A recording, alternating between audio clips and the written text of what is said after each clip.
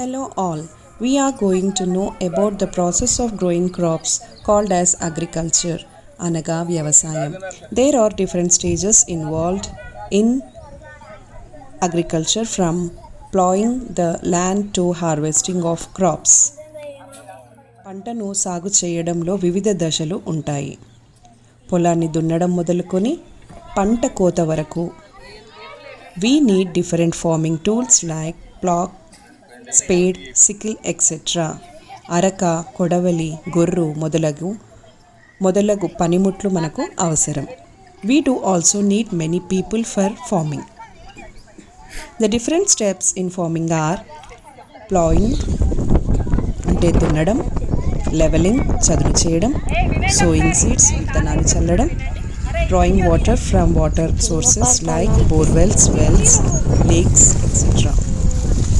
Seeds germinate into paddy plants within 3 to 4 days. వచ్చిన నారుని పీకి కట్టలు కట్టుకోవడం, కట్టిన నారు నుండి 2-3 మొక్కలను 1 ఫీట్ దూరంలో నాటడం. The next step is weeding.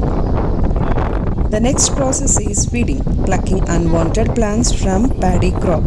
కలుపు మొక్కలు ఏరడం. Then harvesting. The final step is harvesting. This step where we cut the crop and dry the grains, and the grains will be loaded into gunny bags. Finally, it takes 110 to 150 days to complete whole process from sowing to harvest.